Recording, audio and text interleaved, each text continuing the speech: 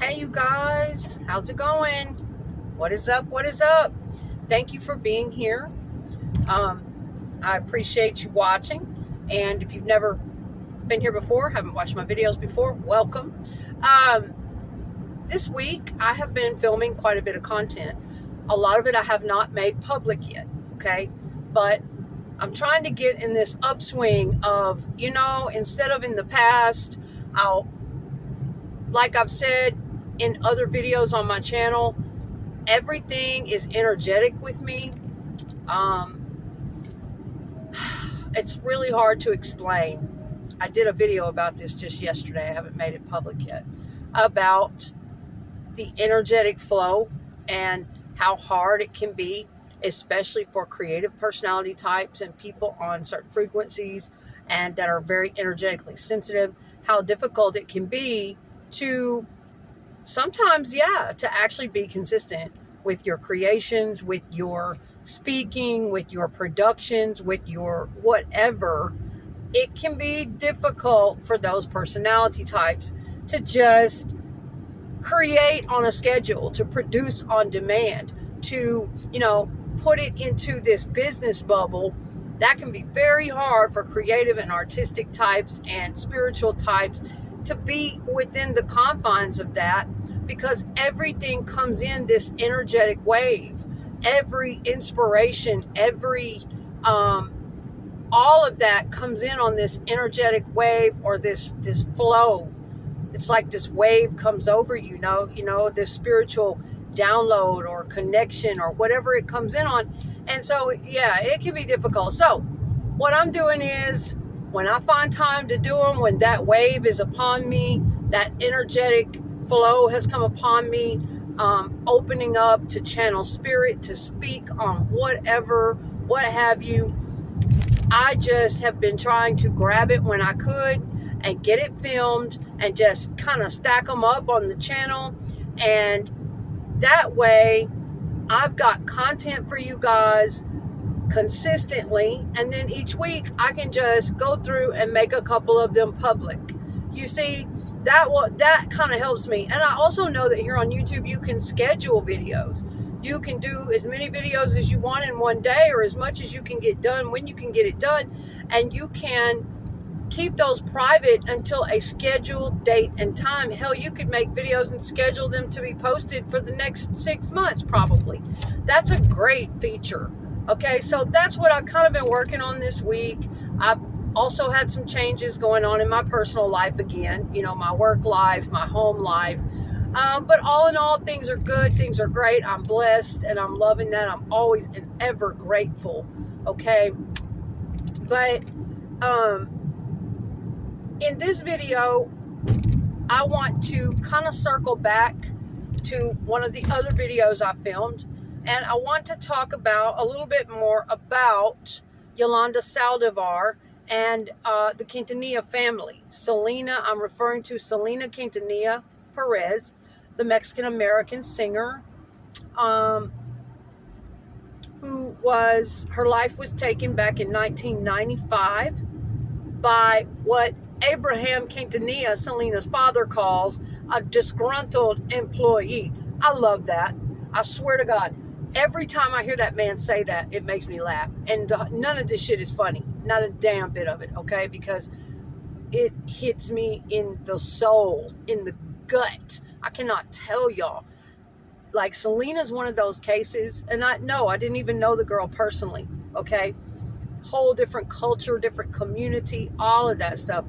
But Selena is one of those stories, one of those people that I have cried for as if she was my own sister, from every perspective, from Marcella's perspective as a mother, as if she were my own child, from Abraham and Marcella's perspective, from AB and Suzette's perspective, as if she were my own baby sister, okay? So it gutted me like it gutted everyone else. So I take it very seriously, but I love it that Abraham never, ever has referred to that woman as a friend. A lot of times they'll say, well, Selena was, the word, unalived by her so-called best friend. Selena was taken, out by her biggest fan, her best friend, someone who was supposed to be her friend. Or they'll just kind of say that without thinking, Selena was taken out by her friend Yolanda, by her friend, whatever. I've heard her called different things. Basically, her biggest fan, I've heard her called that. I've heard her called her biggest fan, her fan club president, business associate, her friend, yada, yada, yada. Anyway, I love that Abraham never calls her that. Not for 1 second. He's like a disgruntled employee. Okay. Yeah. Basically, that was her place, was to be a fucking employee. And Selena, with such a pure, kind, loving heart, and young, y'all, I can't stress that enough, okay? Even though on stage, she had a very forceful and commanding stage presence, an authority of sorts. She was very regal, very almost otherworldly, almost as if she was channeling in some ancient energy and calling upon that, maybe possibly from several different lifetimes. Many different things were coming in through those stage performances, and I can read that. I can pick up on that. Love that shit. But even though, that energy came upon her, and it was very real and very authentic, it's who she was in this life too. But even with that, Selena, all in all, in this life, was a young girl. She was still so young, and she had this beautiful, childlike laugh, and she loved to cut up with her siblings and her husband and her friends and goof around. And so in many ways, Selena, although, we saw this beautiful woman on stage, beautiful, sophisticated, regal, magnificent performer, magnificent talent, deep, raspy, soulful voice, just passion, okay? Even though we saw all of these things in her, she was still a child, to me. At that age, she was still a baby girl to me. And so it was very easy for someone like Yolanda to target her. Oh, God, it just takes my breath away. But anyway, so I want to talk a little bit more about them. Just a few things, I have been deep diving back into her story. I got into Selena back in the 90s, of course, probably around the same time everyone else did. Like everyone else, I first heard her song on the radio right after she passed. I did not know her. She was just crossing over into English language and doing that album. And so we weren't as familiar with her, in English pop music and in top 40. And so that's when I first got into her, when Dreaming of You came across the radio. And then, of course, the Selena movie came out, and we all were able to get the story and get really, really deep off into her life. And I just,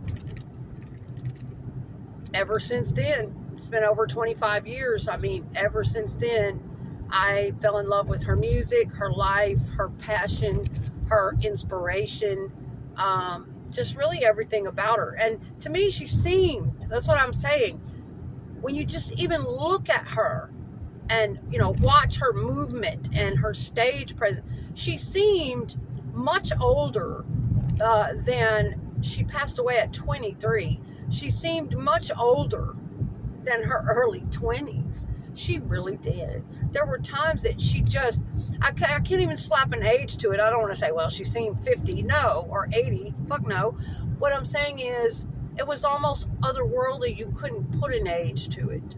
She just seemed so much more mature and full of so much depth and passion, and just something about her seemed way, way older than early 20s, and the things she was able to accomplish by that time, But all in all, she really was a baby girl at that age still, and certain things she did not know, certain things she would never see coming, okay? And people, while deep diving back into her life story, while I'm out running errands, and I do DoorDash as well, and that gives me time to listen to a lot of podcasts, and I've always kind of been that way. I love people's life stories, and Selena's one of them, okay? Very, very passionate about her music, her life. And so while listening to these podcasts and interviews and just kind of getting back within her energy field, and see, that's another part of me, the energetic, the reasons, it's kind of hard to explain. It's more than just being a fan of someone or blah, blah, blah. That's another thing that I'm going to get into in the future. Videos about my dreams of dead celebrities and how they come to my dreams energetically. Certain ones, I don't know what it's about, but yes, it happened for years. Selena never has. I have never had Selena come to me in a dream. But I will tell you, since I have been getting back into her, so that's part of what I do as well. I am not a psychic. I would never call myself a medium or a psychic medium or anything like that. But I am very intuitive, okay? I know what I know, I'll put it that way, about energy. And I'm, connected to that world. I always have been since I was a child. And I'm going to just leave it at that. I don't really like these channels that sit up and call themselves this or call themselves that. I mean, if somebody does that professionally for a living, hey, that's their deal. If that's their gift, their talent, and yada yada, like Tyler Henry, and I could name a few others. I'm very fond of them. Sloan, Bella, I really respect their work and like them a lot. But there's a lot of, other people out here on social media that are claiming to be this, claiming to be that, and they talk themselves up, and I this, and my power that, and it's just kind of no, okay? I'm just going to talk what I talk. I know what I know. I'm going to put it out there. If people pick it up, they pick it up. What I'm putting down, if they don't, they don't. I don't care. I don't have to talk myself up. I just talk about what is interesting to me. I talk about what I perceive and I feel energetically. I don't really have shit to prove to anybody. But this morning, I have something fun before we get on into the meat of this. This morning, like I say, I had been getting back into Selena's energetic field, or she getting into mine, however I want to call it. And that's kind of what I call it. I call it my adventures. When I get back into someone's life story after putting it away for a while, like 6 months ago, it was Amy Winehouse. Before that, it would have been Freddie Mercury. So, kind of similar to Sloan Bella, I pick up on the energy of these people, and it's kind of random.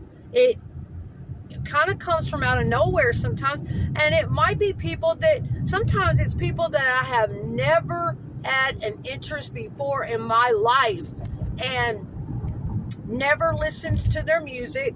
Some of them died long before I was born. Some of them, it just all depends. I don't know why, but that's just how it is. So I call it my little adventures. I'll get interested in a person's life, and I will go down that rabbit hole. I will consume myself with research and reading and study and just taking it all in. I don't know. I've always been very, very passionate about the lives of others, the life stories of others. And then I will absorb myself in their interviews and, their body language and their tone and everything, their history. And, I start to get, depending on what happened to them or what they went through or whatnot, I start to get inspired sometimes. Things that I was meant to encounter their energy for a bit and learn. Sometimes I start to feel very sickly, and sometimes it reaches in and it grabs my heart and my guts, and it just I can feel what happened to them. I start getting like, it feels like electrical impulses and shocks all over my body. It just really depends, okay? So that's me.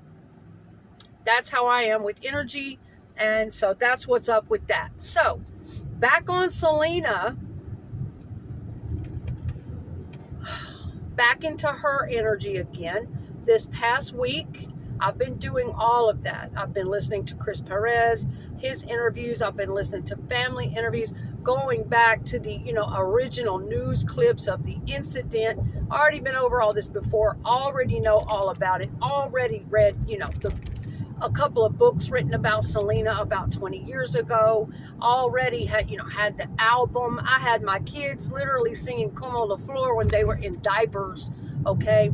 So much about Selena came into my life in my early 20s, late teens, early 20s, and inspired me in my own singing, my own passions, my own love for the Spanish language all of my life since I was a little girl. Just so many things. So this morning, right, after kind of getting back into Selena's energy this week and, literally listened to podcasts all of last night, today, listening to interviews, documentaries, her music, just consumed, kind of absorbing in her energy.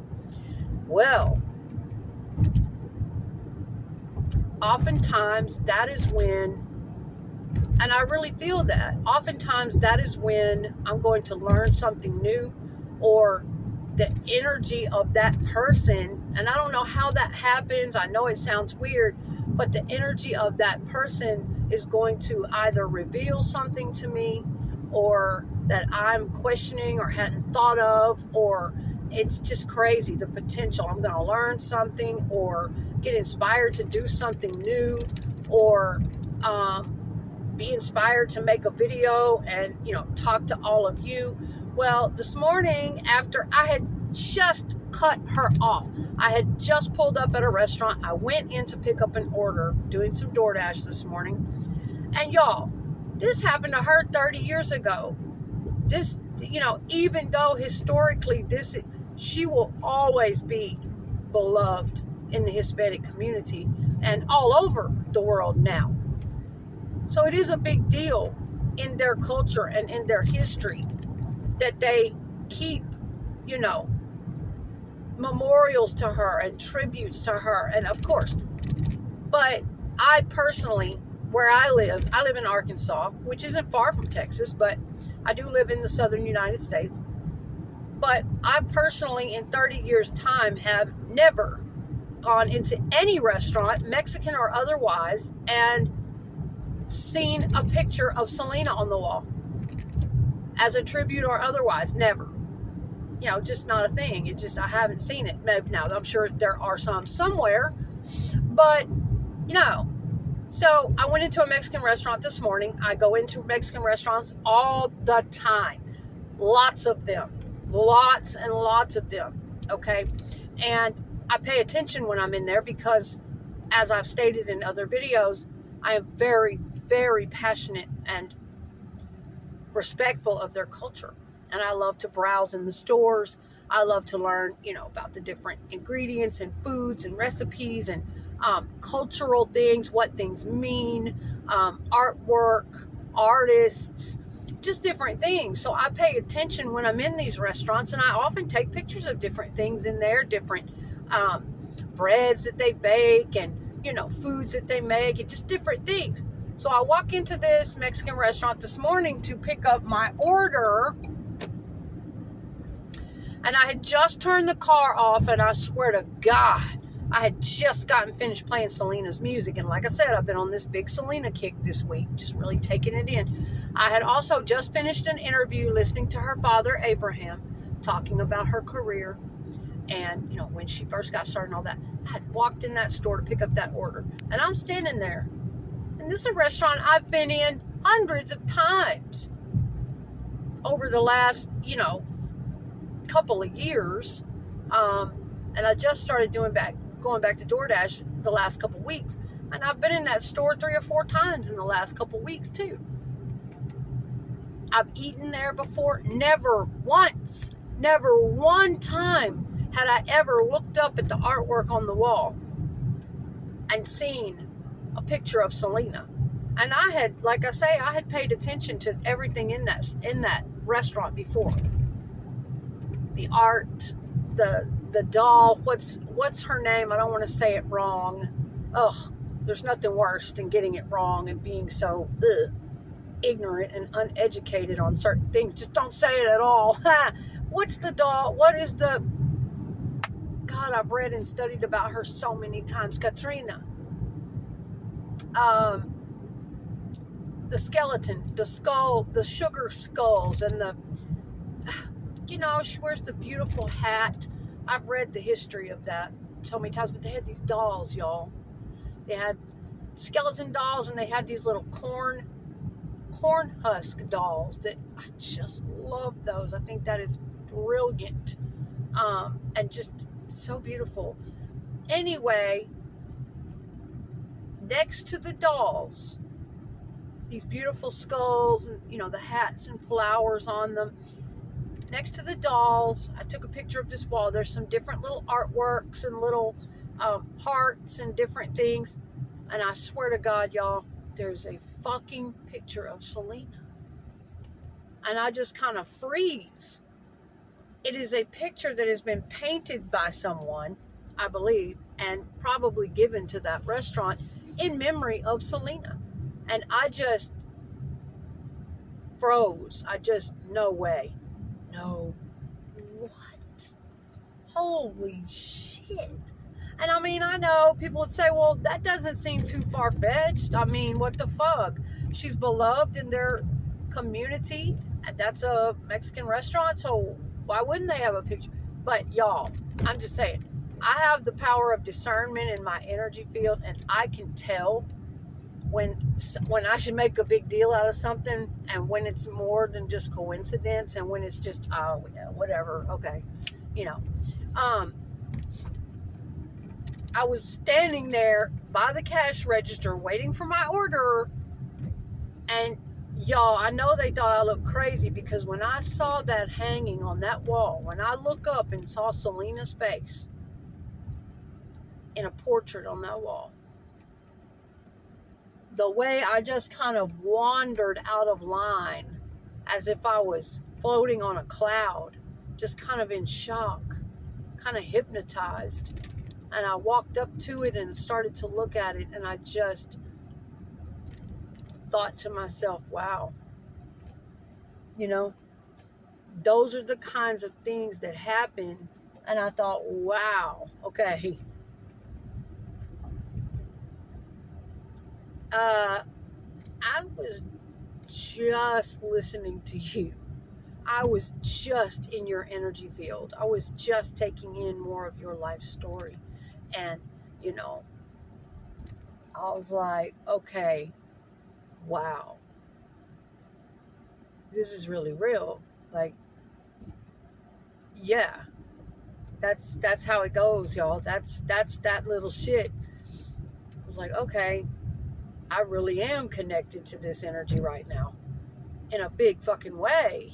That's how that is. That is how I read that, okay? To me, it's just way more than coincidence when some shit like that happens, especially when I've been in that restaurant so many times, and it just happened to be right there at that moment after what I had been doing. You know what I'm saying? But anyway, I thought it was a beautiful moment, and it was kind of like a little wink, like, you know, from spirit, that, you know, you're on the right track. Yes, this is very real. Yes, you are sensing certain things. Energy connection is very, very real.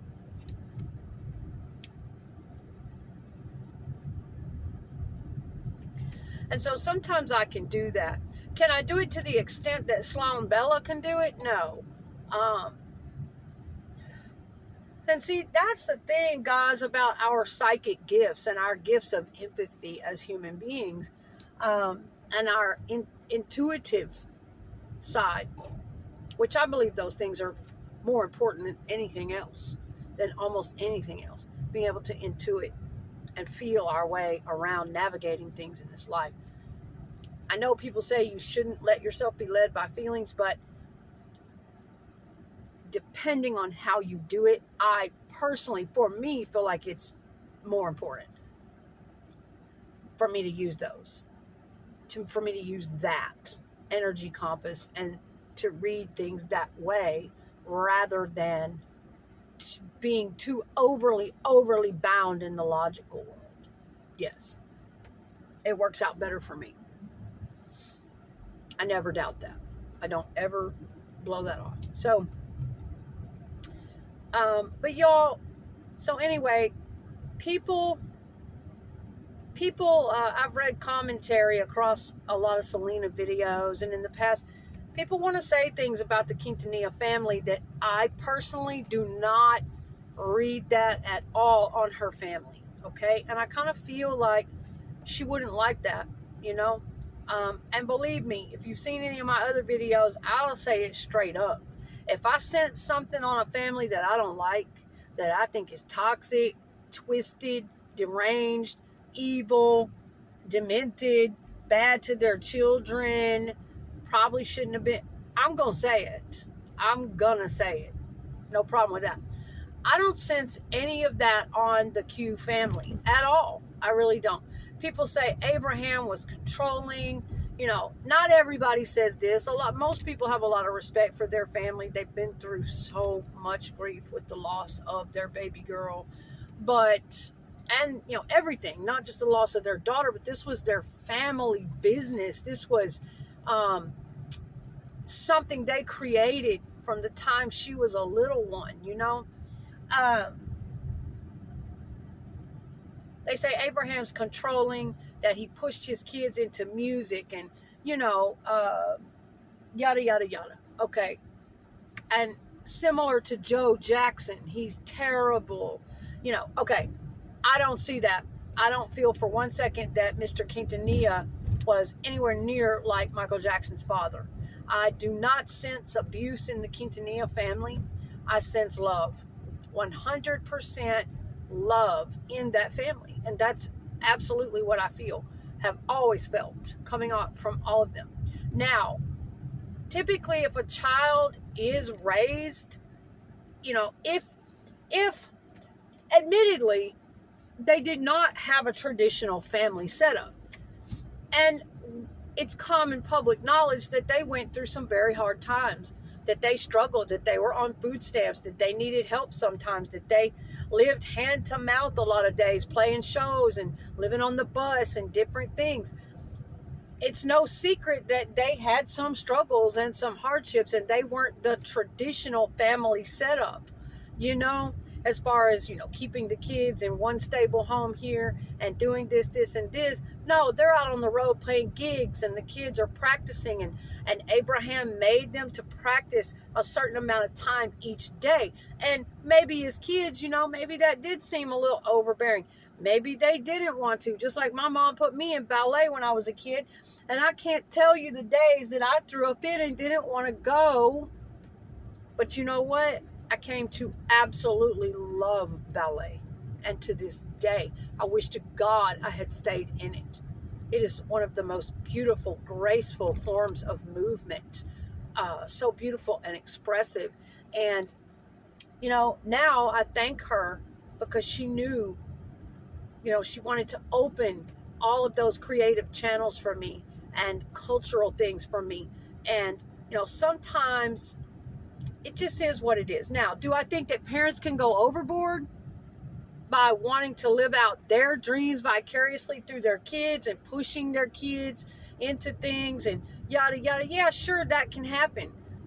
And, you know, even if, just hypothetically, if Selena's family had been overboard and very controlling and abusive, and you're going to practice or else, and you don't even get to have friends, you don't get to do shit, you're going to do, you know, was it, even if hypothetically, which it wasn't, if it was a situation like that, a lot of times people be like, well, Selena and Suzette and AB would have said something.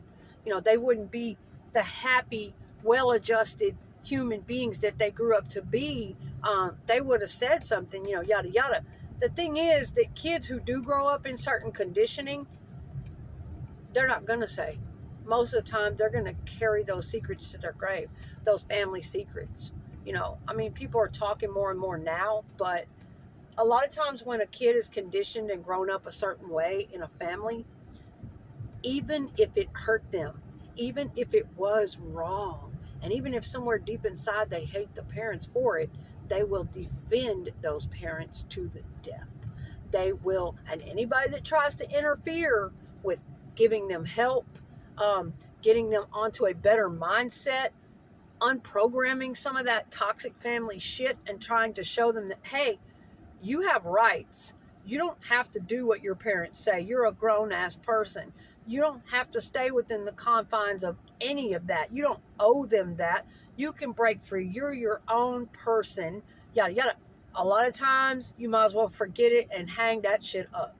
They will be loyal to the family, even if they abuse them. It's a conditioning. It's a programming. And, a lot of times, yes, adult children of child abuse and trauma, they stay in it as adults, into the toxic family web, and they don't ever say anything about it. They just go right on like, hey, my family's great. I love my parents, and, we're just doing great. And yeah, so a lot of times we wouldn't even know, but I'm saying from what I'm picking up on energetically from the Quintanilla family, hell no, nothing like that, okay? I don't sense anything like Michael Jackson's dad, or I think Abraham Quintanilla had genuine and healthy love for his daughter and his children. I do. Do I think that he had a great love of music? Yes, he was a musician. He didn't get to go all the way with it. And he saw this potential for his kids. He admits that he saw that and, wanted that for them. And he heard, the beauty in Selena's voice and what a natural she was. And so, I don't see anything wrong with that. They, as adults, have said, we thank him. We're glad, because look where it got them. He had this dream and this vision. And sometimes that's what the fuck it takes, is living in a non-traditional, abnormal way and being dedicated to getting there and, knowing, and so to answer those types of things. And then here's another one, guys. People want to say that Abraham was also, some people have said that he was, the defense back in the day when they were, having the trial for Yolanda Saldivar, and this retarded defense, as if they had a fucking chance, basically trying to poke holes in Selena's reputation and basically look like, make him out to look like a controlling father, and try to do all this stuff just to protect a murderer, to protect a murdering toad of a woman. And they tried to say that he was jealous of Yolanda's relationship, professional and personal relationship with his daughter. Now, is that not sick? But see, that's how these dark energies and dark entities and narcissists, that is what they do. That is the energy they bring. They flip every fucking thing over into inverted world. And everything is inverted. Everything is completely ass backwards. And they try to get away with it. No. It was she. Always Yolanda Saldivar who was jealous. Abraham Quintanilla didn't have to be jealous. What the fuck did he have to be jealous of?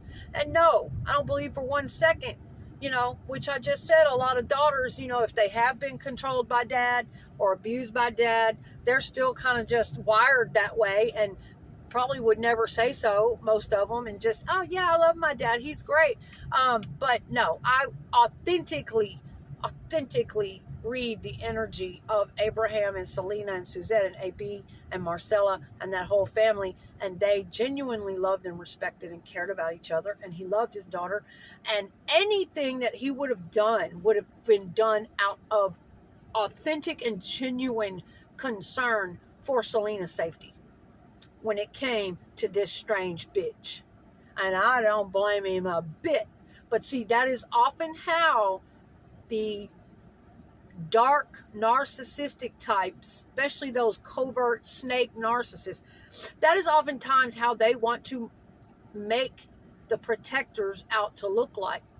When you are a genuine heart who cares about someone and you're trying to protect them from the narcissist, you're trying to tell everyone and be like, hey, this person, they will make you out to look like a control freak. I had it done to me with my own partner and his friends and other females and people on the outside that knew him, but they didn't know what I knew.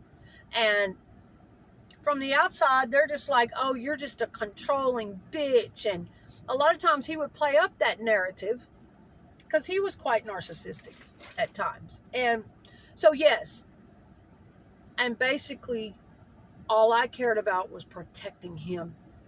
Just like Abraham cared about protecting his daughter, I cared about protecting the person that I loved, his safety, his well-being. And I knew what he was doing to himself. See, these people on the outside didn't know everything. They didn't have all the information. I cared genuinely. And I didn't want him around snakes and vultures. That's right.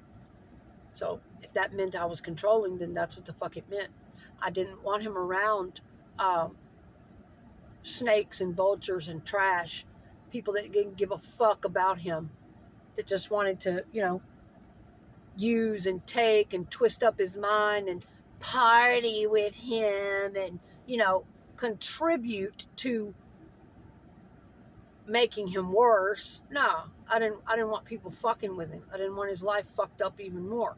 So I get it. But a lot of times, yeah. So no, I don't believe that about Abraham at all. I believe he genuinely loved and cared for his daughter, and he wanted to protect her. He wanted to protect her safety and her legacy, her good name, her reputation, her career. And he started picking up on this bitch, on Yolanda. Absolutely. The rest of the family finally, they started picking up on it. But that, a lot of times, that's a big problem. There's no telling that person that you want to protect. There's no convincing them sometimes until it's too late. They won't listen. They are either naive or they can't see it. And, Selena, that's the thing, though, growing up in such a loving family, she wasn't exposed to predators like Saldivar. She wasn't exposed to narcissists like that.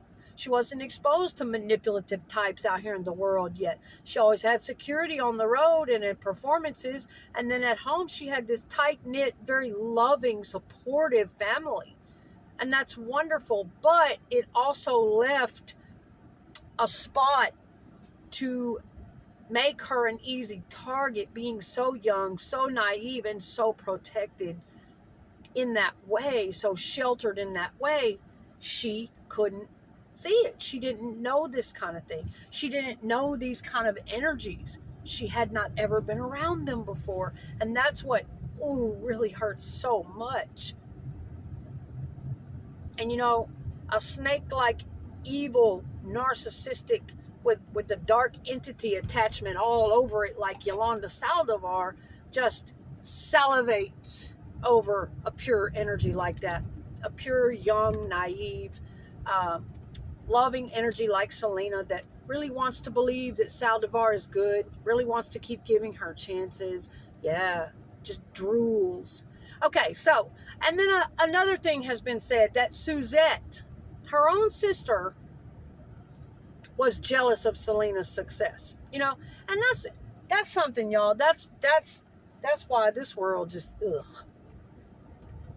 Maybe I'm getting old. I sound like the old people used to sound. about how this world these days and blah, blah, blah, and these young people. But I'm going to say it, I can't stand this world for that shit. The way people always, it's like, save your energy, save your discretion and your powers of discernment, and go after what's really fucked up. Save it for that. But these folks out here, it's like they always have to, a lot of the masses always have to question, like, think some fucked up shit. They always have to tarnish the image of what's pure if they can, because that's the frequency they're on, because they don't know any better, because their heart is like that. And for people to just pop off some shit like that, it was on a video where Suzette was she was accepting an award with Chris Perez. And someone said this about her, because she kind of put her head down like this when the crowd was cheering Chris and getting louder and louder and louder, and they wouldn't stop, and she was talking. And she kind of just put her, like that. She's like, damn. And someone said this about Suzette, that she was just jealous of her sister's success. See, you can see it. She should have been happy that they were cheering, blah, blah, blah.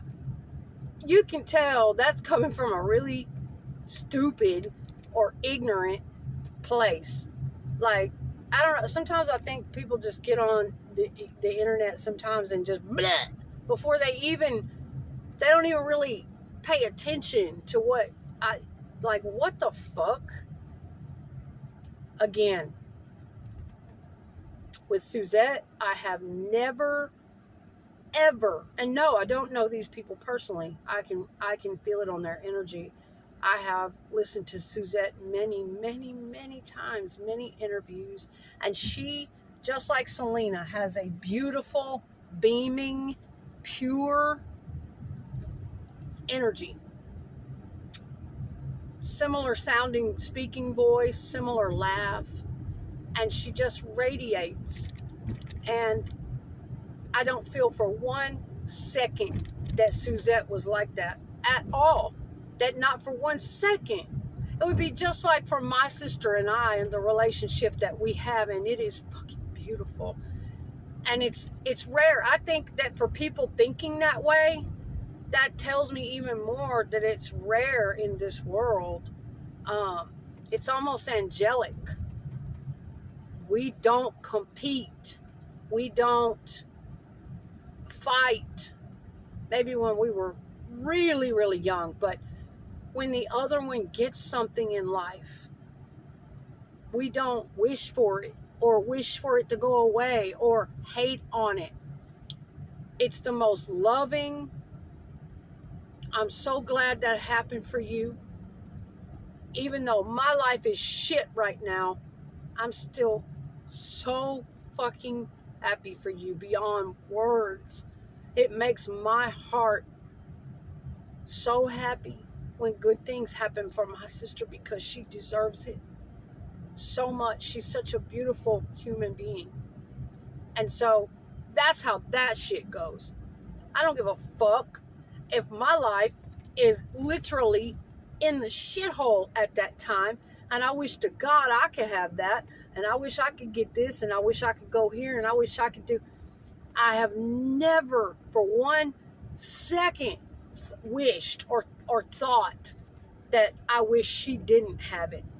There were times last year where I was deadly sick with pneumonia, couldn't even get up and walk, couldn't breathe, didn't have a car, lost everything, was going through hell, darkness.